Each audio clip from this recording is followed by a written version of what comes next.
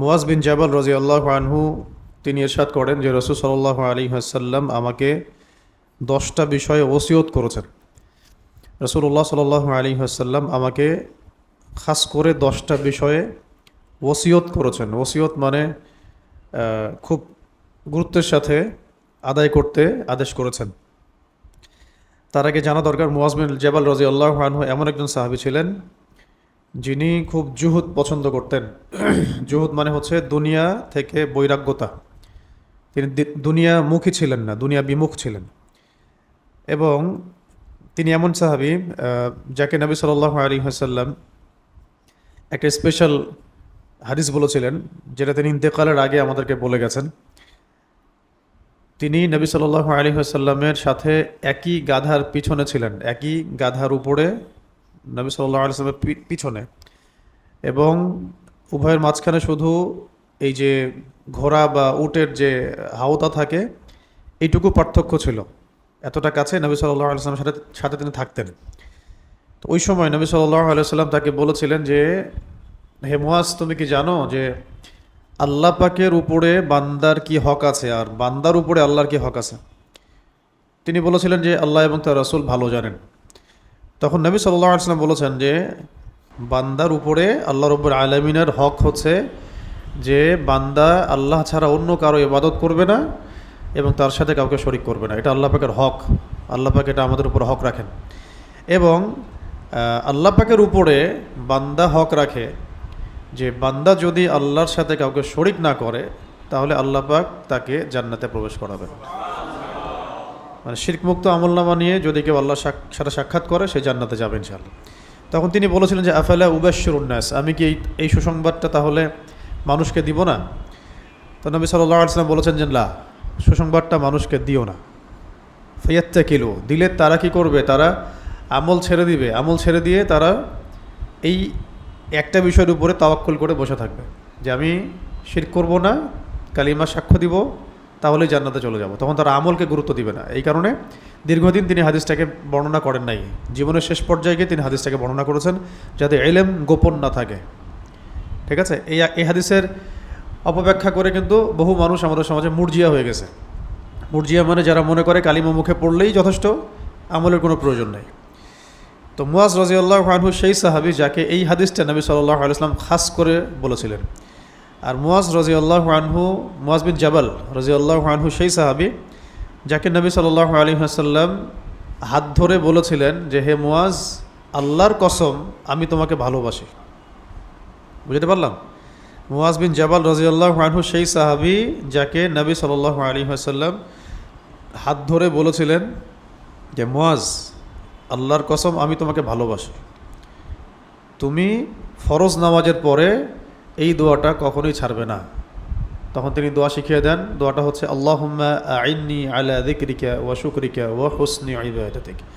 এই দোয়াটাকে কখনোই ফরজ নামাজের পরে ছাড়বে না।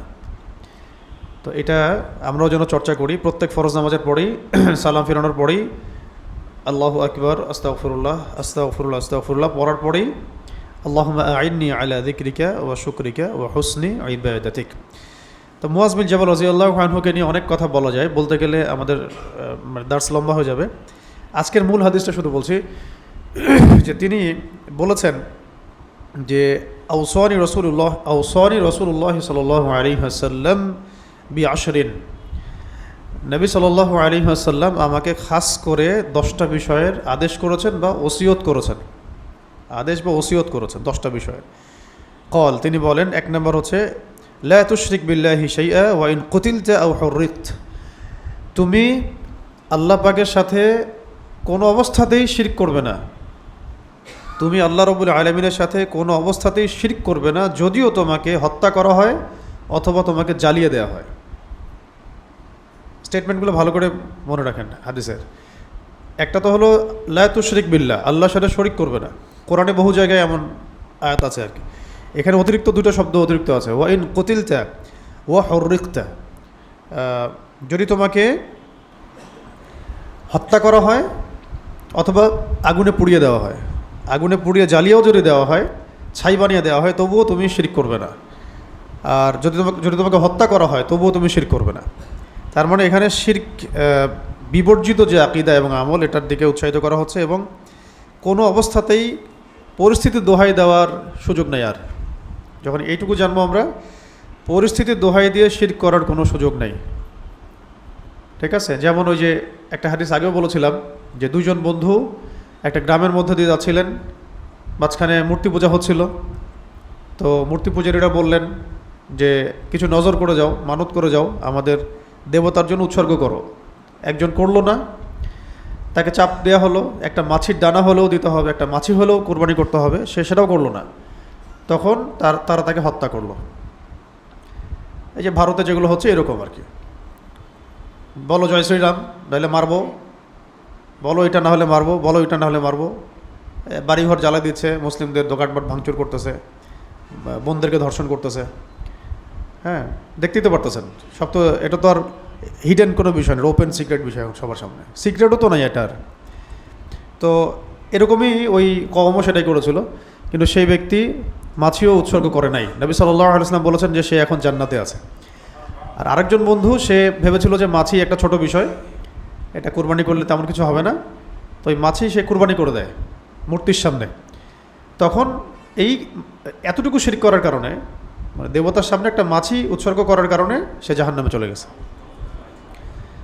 ঠিক আছে, বহু হাদিস আছে এই বিষয়ে, অনেক লম্বা সময় লাগবে। মূল কথা হচ্ছে হাদিসে কুদসিটাই আমাদের মাথা রাখা দরকার। একটা হাদিসে কুদসি আছে। হাদিসে কুদসি মানে হচ্ছে সেই হাদিস, যেই হাদিসটার মানে কওল, এটা আল্লাহ রাব্বুল আলামিনের কওল। মানে আল্লাহ পাক বলেন, যখনই দেখবেন হাদিসের মধ্যে আসছে যে আল্লাহ পাক বলেন, তখন বুঝবেন এটা হাদিসে কুদসি। তো এই হাদিসের মধ্যে আল্লাহ রাব্বুল আলামিন বলেছেন যে, হে আদম সন্তান, তুমি যদি আমার সামনে আসমান জমিন সমান গুনাহ নিয়ে হাজির হও, কিন্তু আমার সাথে কাউকে শরিক করো নাই, তাহলে আমি তোমার সামনে আসমান জমিন সমান ক্ষমা নিয়ে হাজির হব। এটা হলো শিরক আর তাওহীদের একটা বুনিয়াদি হাদিস। শিরক মুক্ত আমল নিয়ে যদি কেউ মারা যায়, ইনশাআল্লাহ জান্নাতে যাবে। শিরক যুক্ত আমল নিয়ে মারা গেলে অবশ্যই জাহান্নামে যাবে। ইন্নাহু মা ইউশরিক বিল্লাহ ফাকাদ হারামাল্লাহু আলাইহিল জান্নাহ। যে ব্যক্তি শিরকে লিপ্ত হয়, আল্লাহ পাক তার জন্য জান্নাতকে হারাম করে দেন। নিশ্চয়ই যে ব্যক্তি শিরকে লিপ্ত হয়, আল্লাহ পাক তার জন্য জান্নাতকে হারাম করে দেন। ওয়া মাওয়াহুন নার, তার আবাসস্থল হচ্ছে জাহান্নাম। ওয়া মা লিযালিমিনা মিন আনসার, আর জালেমদের জন্য কোনো সাহায্যকারী নাই। উসুল মিরাজের রাতের হাদিসও সেম। ওখানেও নবী সাল্লাল্লাহু আলাইহি ওয়াসাল্লামকে বলা হয়েছে যে তোমার উম্মতের কোনো ব্যক্তি, নারী পুরুষ যেই হোক না কেন, যদি আসমান জমিন সমান গুনাহ নিয়ে আমার সামনে সাক্ষাৎ করে, কিন্তু আমার সাথে কাউকে শরিক করে নাই, তাহলে আমি তার সামনে আসমান জমিন সমান ক্ষমা নিয়ে হাজির হব। এই হাদিসগুলো একসাথে মিলালে এটাই বোঝা যায় যে শিরক মানে বিবর্জিত একটা আকীদা এবং আমল আমাদেরকে লালন করতে হবে আর কি। শিরক মুক্ত আকীদা, শিরক মুক্ত আমল। তো এই জন্যে শিরকের ক্লাসিফিকেশনগুলো জানতে হবে, শিরক কাকে বলে, কত প্রকার কী কী, আর শিরকের বিপরীত যেটা তাওহীদ, এটা কত প্রকার কী কী ইত্যাদি। তো সংক্ষিপ্ত করে বললে শিরকের ক্লাসিফিকেশনের মধ্যে 4টা প্রকরণ পড়বে। একটা হলো শিরক হয় আকীদার মধ্যে, বিশ্বাসের মধ্যে। যেমন ফর এক্সাম্পল, কেউ যদি বিশ্বাস করে যে মানুষ আগে বাদর ছিল, সেখান থেকেই মানুষ আস্তে আস্তে বিবর্তনের মধ্য দিয়ে আজকে মেহেদি ভাই হয়ে গেছে, তাহলে এটা হচ্ছে মুশরিক। কথা বুঝতে পারছি? আদম আলাইহিস সালামের অস্তিত্ব সে স্বীকার করতেছে না, তো এটা হলো শিরকি আকীদা। আকীদার ক্ষেত্রে শিরক, কেউ যদি বিশ্বাস করে পড়াশোনা করতে গিয়ে যে মহাবিশ্ব তো এমনি এমনি সৃষ্টি হয়ে গেছে বিগ ব্যাং থেকেই, কোনো স্রষ্টা নাই পেছনে, ব্যাস এটাই, তাহলে সিস্টেমটাই শিরকের, পড়াশোনার সিস্টেমটার মধ্যেই শিরক। হ্যাঁ, তারপরে আল্লাহ এবং তার রসুল, আসমানি কিতাব, মালায়েকা, এইসব কনসেপ্ট বিবর্জিত একটা সিস্টেম পড়াশোনায়, শিরকি সিস্টেম পড়াশোনার। সিস্টেমটা এগুলোকে স্বীকার করে না, মালায়েকাকে স্বীকার করে না, আসমানি কিতাব, তারপরে নবী রসুলগণ, আগের নবী রসুলগণ, আল্লাহর অস্তিত্ব, পরকাল, কবরের আযাব, হ্যাঁ এই তো বিষয়গুলো, রুহের জগৎ, বারজাখের জগৎ, জাহান্নাম, জান্নাত, এগুলো যেগুলো অদৃশ্য গায়েব, এগুলো তো এই সিস্টেমটা স্বীকার করে না। এই কারণে এরা মুশরিক। এবং আমরা যারা এখানে ঢুকে গেছি, আমরা জেনে বা না জেনে আমরা শিরকের মধ্যে পড়ে গেছি আর কি। ঠিক আছে, তো এটা হলো বিশ্বাসের মধ্যে এরকম শিরক হয়। আরও অনেক আছে, কেউ বিশ্বাস করে যে খাজা বাবার দরবারে গেলে বাচ্চা হবে, শিরক হয়ে গেল। এরকম অনেক মানে শিরক আছে আমাদের সমাজে, এটা নিয়ে বলতে গেলে অনেক লম্বা সময় লাগবে। খালি এতটুকু মনে রাখেন, শিরকের প্রকরণের প্রথমটা হচ্ছে বিশ্বাসের মধ্যে শিরক, চিন্তার মধ্যেই শিরক, চিন্তাটাই শিরকি। হ্যাঁ, এর মধ্যে পলিটিক্যাল শিরকও আছে, যেমন চিন্তার মধ্যে শিরক, যে সব ধর্মই সমান, ইসলাম স্পেশাল কিছু না, সব ধর্মই সমান। হ্যাঁ, তারপরে এই পুরো রাষ্ট্র, আইন, সংবিধান, জনগণ, এগুলোর মালিক হচ্ছে মানুষ, এগুলোর মালিক তো আল্লাহ না, মালিক মানুষ, মানুষের হাতেই সার্বভৌম ক্ষমতা মানুষের হাতে। এগুলো শিরক, এগুলো শিরকি। মানে এখন যে আমরা আইয়ামে জাহিলিয়াতের সেই শিরকগুলোকে আরও আধুনিকায়ন করে নতুন নব্য মুশরিক হয়ে বসে আছি, এটা বুঝতে হলে বেশি না, আপনি 2-3 বছর পড়াশোনা করলেই বুঝতে পারবেন। 2 থেকে 3 বছর পড়াশোনা করেন, আপনি বুঝতে পারবেন যে এখন আইয়ামে জাহিলিয়াতের যে শিরকগুলো ছিল ওর চেয়ে আধুনিকায়ন হয়েছে শিরকের মধ্যে, আরও প্রকরণ বেরোছে। হ্যাঁ, আগে তো শুধু স্পষ্ট ভিজুয়াল দেবদেবীর পূজা করছে, লাত, উজ্জা, হুবল, মানাত। আবু জেহেল তো গণতন্ত্রের পূজা করে নাই কখনো, আবুল লাহাবরা কখনো সেকুলারিজমে ছিল না, উতবা সাহেবারা ওরা জাস্ট মুশরিক ছিল, ঠিক আছে। এবং তারা কেউ নাস্তিকও ছিল না, তারা কিন্তু আস্তিক ছিল। কেউ বলেনি, আবু জেহেলও বলে নাই যে বিগ ব্যাং থেকে বিশ্ব সৃষ্টি হয়েছে। আবু জেহেল কাবার রবের কাছে দোয়া করে গেছে বদরের যুদ্ধ করতে, যে আমাকে সাহায্য করো যদি আমি হক হই, আর মুহাম্মদ যদি হক হয় তাহলে তাকে সাহায্য করো। কত ফেয়ার দোয়া, ওই যে আমাদের প্রিভিয়াস ইয়ার মতো যারা চলে গেলেন যে আল্লাহ জালেমদেরকে ধ্বংস করে দাও, বাস আল্লাহ কবুল করে ফেল দোয়া, সেরকম আর কি, ঠিক আছে। খুব অনেস্ট আর কি তারা, মাঝে মাঝে জালেমের দোয়াও কবুল হয়ে যায়, বোঝা গেল আর কি। তো শিরকের একটা প্রকারভেদ বললাম যে বিশ্বাসের শিরক, আরেকটা হচ্ছে এরকম কথার মধ্যে শিরক হয়, তা আপনারা নিজেরাই বুঝতে পারে কথার মধ্যে শিরক। একদিন বলছিলাম না যে বাংলাদেশে মানুষ ট্রল করতে করতে শিরক করে। একজন জ্যোতিষীকে নিয়ে শিরক হইলো বাংলাদেশে, কতদিন সবাই ট্রল করতে শুরু করলো, সবাই বলতেছে রাগ করছেন কিনা, কিন্তু এটা বলতে গিয়ে যে সে শিরক করতেছে বুঝতে পারতেছে না। হ্যাঁ, মানে একজনকে হাত দেখাচ্ছে, সেই হাত দেখে ভবিষ্যৎ বলতেছে, তো মুশরিক। হাদিসের মধ্যে আসছে, কেউ যদি কোনো জ্যোতিষীর কাছে গিয়ে বলে, এমনি জিজ্ঞাসা করে, সে বিশ্বাস করে না, এমনি এমনি বলে যে দেখেন তো আমার হাতে কি আছে, 3টা দাগ, কয়টা বিয়ে হবে, কয়টা বাচ্চা হবে, ইত্যাদি ইত্যাদি, ঠিক আছে। এটা বলছে, জাস্ট খালি বলছে, বলা মাত্রই তার 40 দিনের নামাজ কবুল হবে না, বাতিল হয়ে গেছে।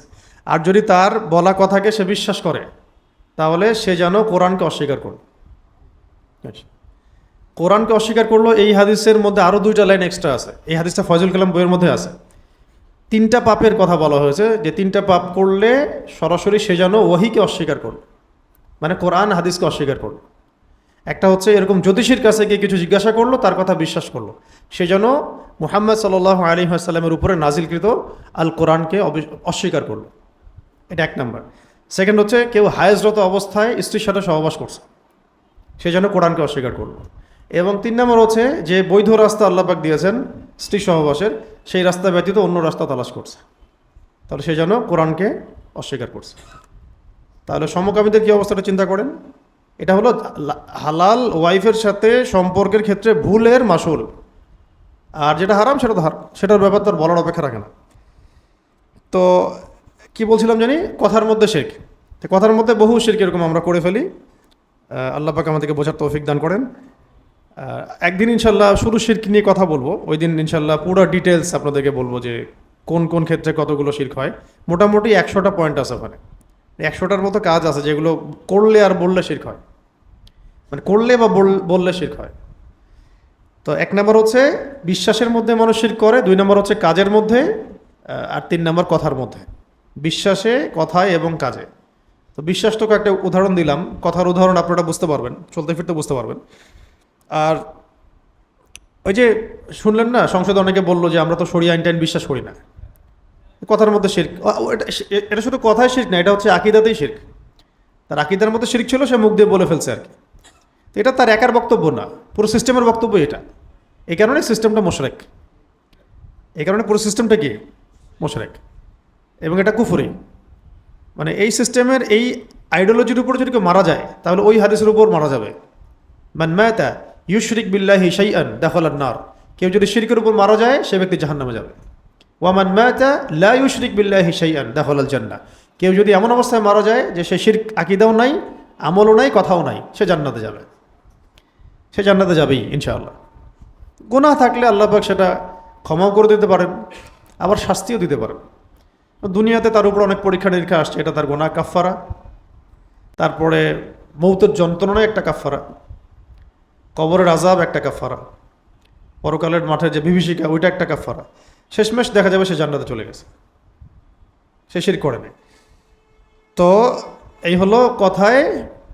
আর বললাম কি আকীদায়। আরেকটা হচ্ছে এই যে কাজে, কাজের মধ্যে শিরক তো দেখেন আপনারা চোখ দিয়ে যে কবরে সেজদা করছে, কাজের মধ্যে আল্লাহ ছাড়া অন্য কারো কাছে চাচ্ছে, দোয়া করছে, আল্লাহ ছাড়া অন্য কারো জন্য কুরবানি করছে, জাদু করতেছে, জিনের উপাসনা করতেছে, এই গণকি করতেছে, এরকম বহু কাজ আছে যেগুলোর মধ্যে সিজদা করতেছে আল্লাহ ছাড়া অন্য কাউকে।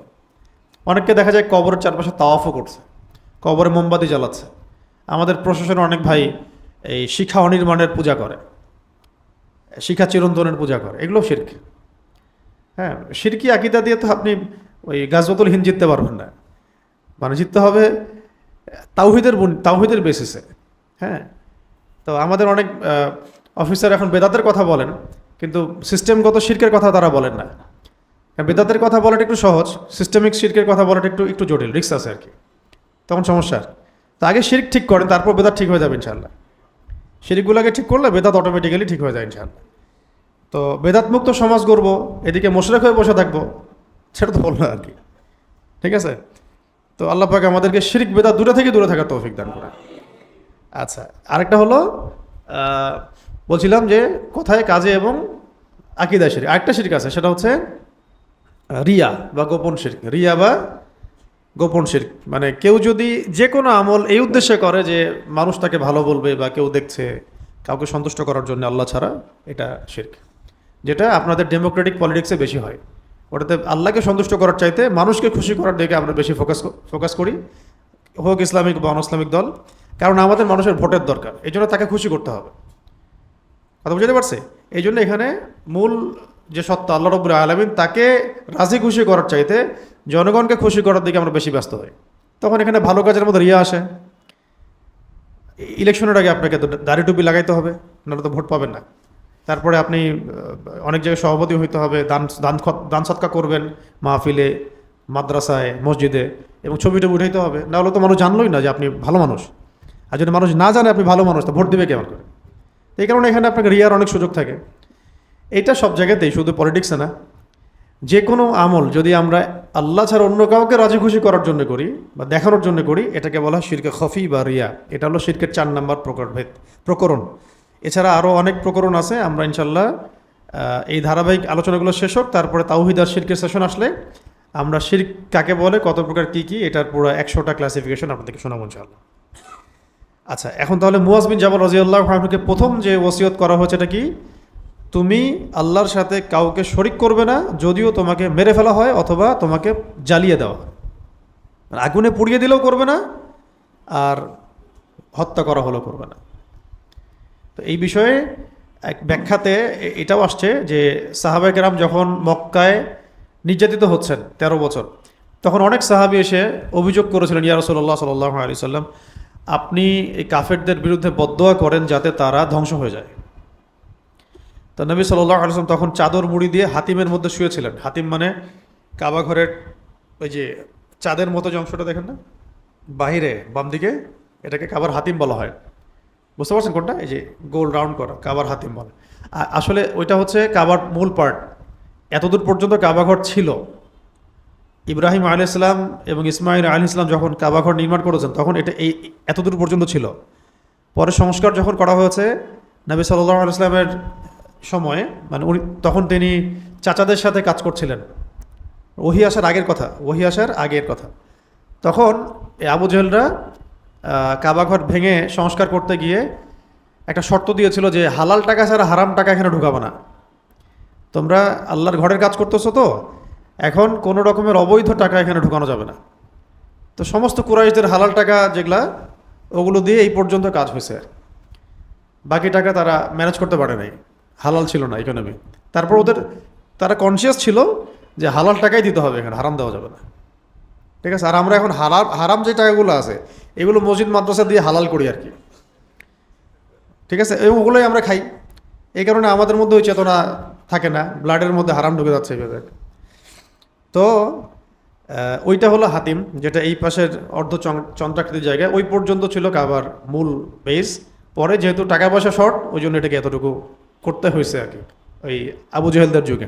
পরে এটার উপর নতুন করে আর কাজ করা হয় নাই, কারণ রাসূল সাল্লাল্লাহু আলাইহি ওয়াসাল্লাম ফিতনা সম্পর্কে খুব সতর্ক ছিলেন যে আমি যদি আবার এটাকে নতুন করে এটা করতে চাই, আরবদের মধ্যে সবার মধ্যে একটা ফিতনা সৃষ্টি হতে পারে যে আল্লাহর ঘরকে আবার ভাঙা হচ্ছে, আবার করা হচ্ছে।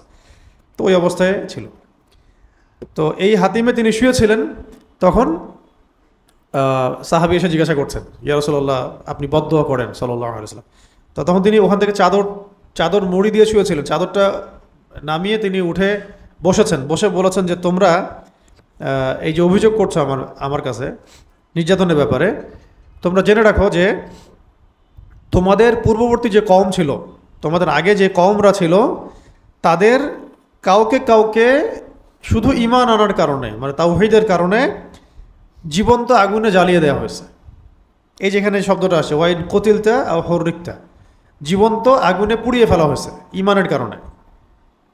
আবার কাউকে কাউকে শুইয়ে দিয়ে লোহার চিরুনি দিয়ে তাদের গোশত আর হাড্ডি আলাদা করে ফেলা হয়েছে ঈমানের কারণে। এই কথাটা নবী সাল্লাল্লাহু আলাইহি ওয়াসাল্লাম কাদেরকে বলছেন?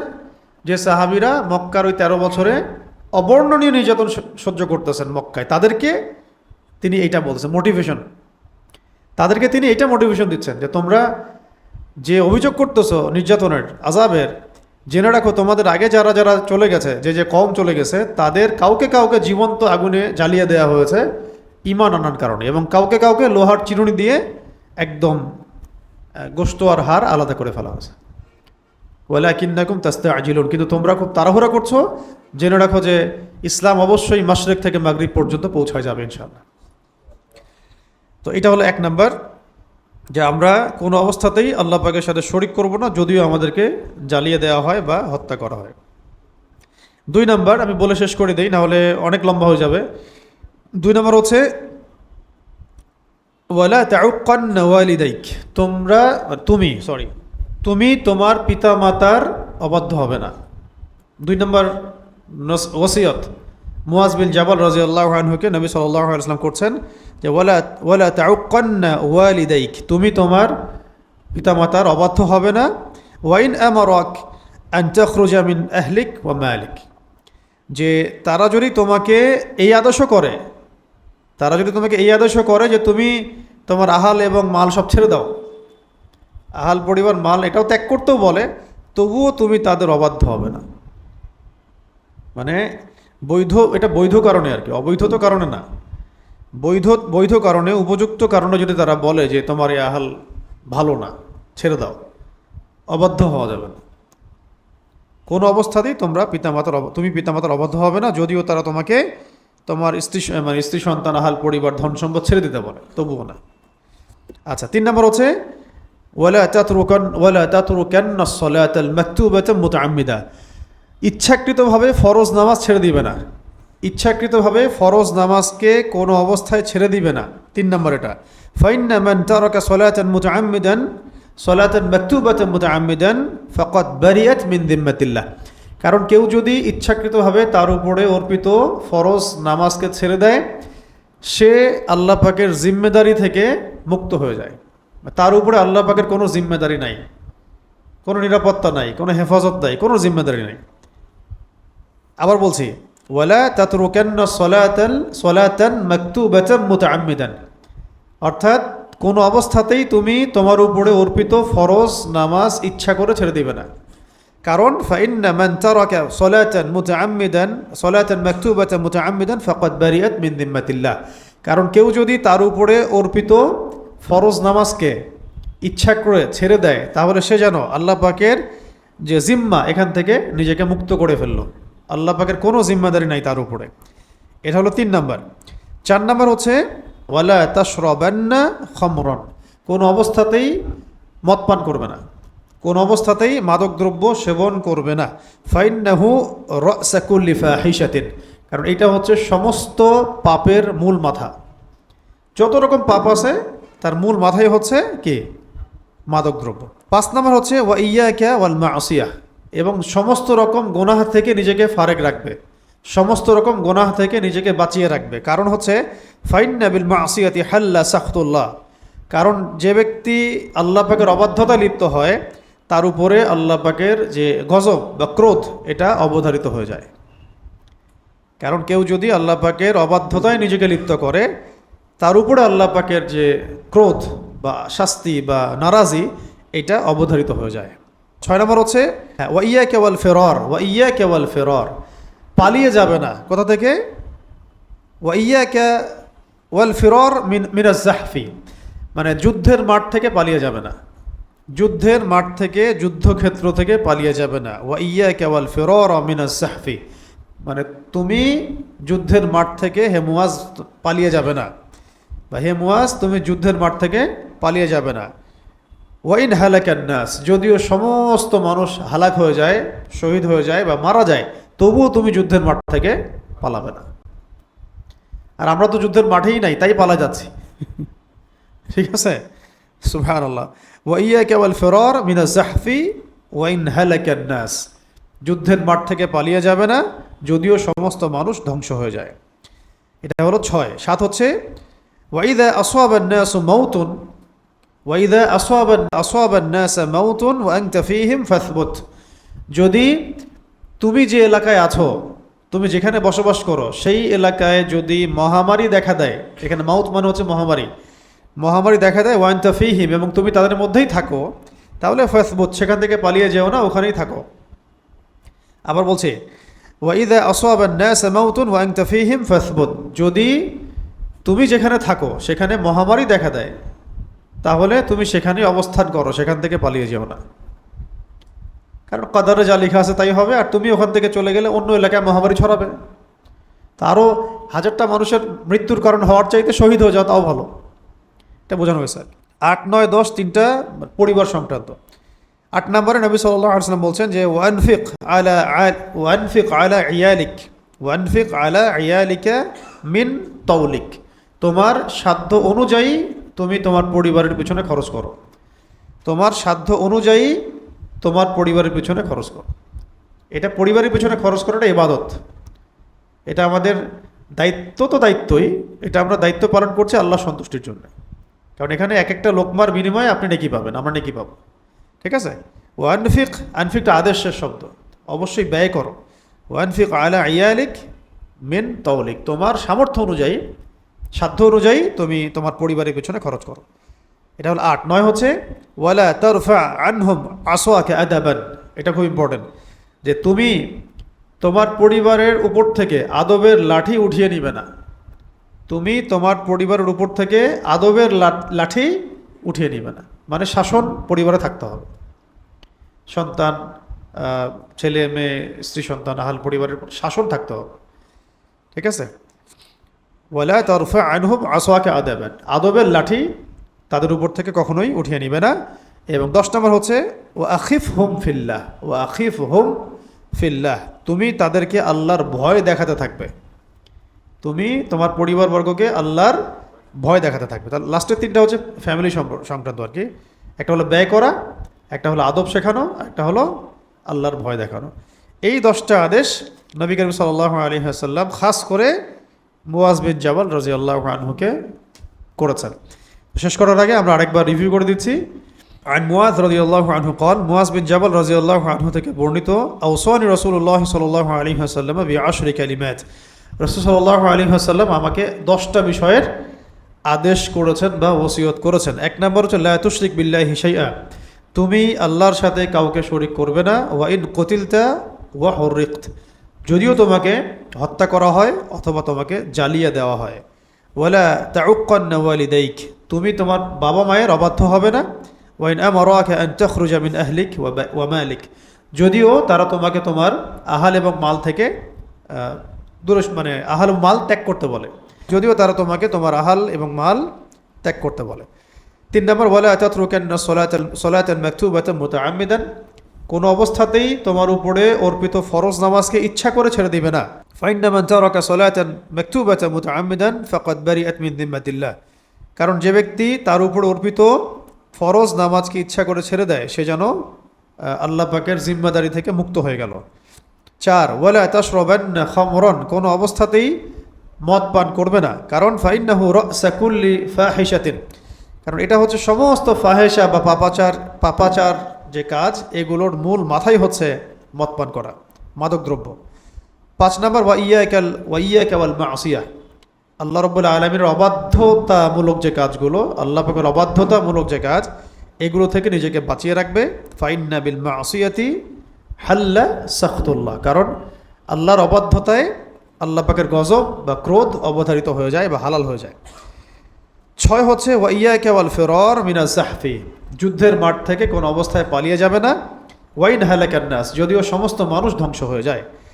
7 ওয়াইদা আসাবান নাস মাউতুন, যদি কোনো অঞ্চলে মানুষের মধ্যে মহামারী ছড়িয়ে পড়ে, ওয়া আনতা ফীহিম, তুমি তাদের মধ্যেই থাকো, ফাসবুত, তাহলে সেখানেই অবস্থান করো, সেখান থেকে পালিয়ে যাবে না। 8 নম্বর ওয়ানফিক আলা ইয়ালিক মিন তাওলিক, তুমি তোমার সাধ্য অনুযায়ী পরিবারবর্গের উপরে খরচ করবে। এটা 8। 9 নম্বর হলো ওয়ালা তারফা আনহুম আসাকা আদাবান, তাদের উপর থেকে আদবের লাঠি উঠিয়ে নিবে না। এবং 10 নম্বর হচ্ছে ওয়া আখিফহুম ফিল্লাহ, তাদেরকে আল্লাহ পাকের ভয় দেখাতে থাকো। আল্লাহ পাক আমাদের সবাইকে হাদিসের উপর আমল করার তৌফিক দান করেন।